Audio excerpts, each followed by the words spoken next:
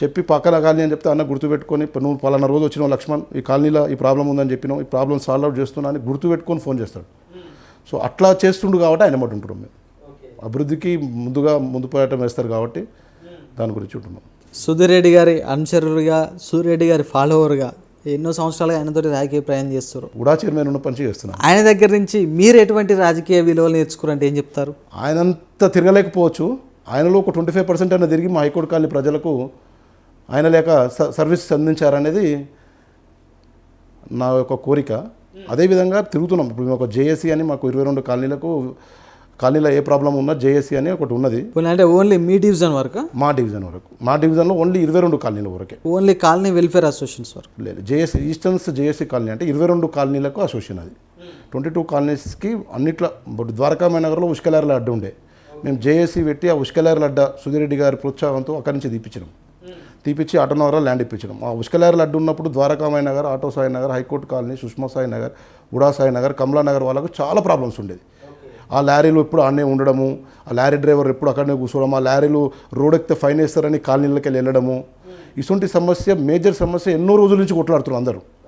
మేము దీని మీద చాలా కొట్లాడి సుధీరెడ్డి అన్న దగ్గర అన్న కూడా చాలా జిజ్జు తీసుకొని వాళ్ళకు ఆటోనగర్లో స్పెషల్గా టీఐసిసి నుంచి ల్యాండ్ ఇప్పించి వాళ్ళకు ఫ్రీ పార్కింగ్ ఇక్కడ పెట్టినప్పుడు పైసలు తీసుకునేది వాళ్ళు ల్యాండ్ ఓనర్స్.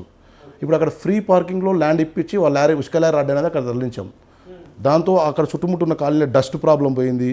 ఈ లేడీస్ నైట్ టైం నడవాలంటే కూడా ప్రాబ్లం అయ్యేది. ద్వారకామాయి నగర్ స్పెషల్గా ఆటో సాయి నగర్, ద్వారకామాయి నగర్ వాళ్ళ కాలనీకి వెళ్ళారంటే లారీల మధ్య నుంచి వెళ్ళాల్సి వచ్చేది. సో అది దాని కొద్దిగా లేడీస్కి ఇట్లా కొద్దిగా ప్రాబ్లం, దాన్ని సార్ట్అవుట్ చేయగలిగినాం. అదేవిధంగా జేఏసీ నుంచి పలు అంశాల మీద చాలా వరకు కొన్ని కాలనీల రోడ్స్ వేయించినాం, కొన్ని కాలనీలలో రోడ్ వేయకుండా ల్యాండ్ ఓనర్స్ అడ్డం పడ్డారు. అసొంటి సమస్యలను కూడా సుధీరన్న మీటింగ్ పెట్టించి సుధీరన్న దగ్గరుండి రోడ్ వేయించాడు. అసొంటి సమస్యల మీద కూడా మేము 22 కాలనీల మీద చాలా అవగాహనతో ప్రతి కాలనీ, ఎందుకంటే మేము చిన్నప్పటి నుంచి ఇదే కాలనీ అది. ఇవన్నీ చుట్టుముట్టు సగం కాలనీలలో ప్లాట్లు, వెంచర్లు, అంగురు తోటలు ఉన్నప్పటి నుంచి చూస్తున్నాం.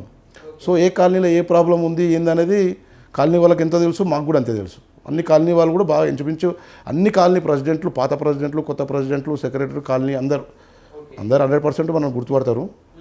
ఇదే కాకుండా మేము ప్రతిసారి 2009, 2000 అంతకంటే ముందు నుంచి కూడా ఈ కాలనీలు బూతులలో అన్ని ఇన్ఛార్జ్గా మేమే చూసుకుంటాం. ఏది సుధీర్ ఎలక్షన్స్ అప్పుడు. ఓకే. ఏది అప్పుడు కాంగ్రెస్లో ఉన్నప్పుడు, బీఆర్ఎస్ ఉన్నప్పుడైనా, అంతకుముందు కూడా మేము సుధీర్ ఉడా చైర్మన్ ఉన్నప్పుడు కూడా, అంతకుముందు కూడా వేరే వాళ్ళు ఉన్నప్పుడు కూడా మేమే చూసుకున్నాం.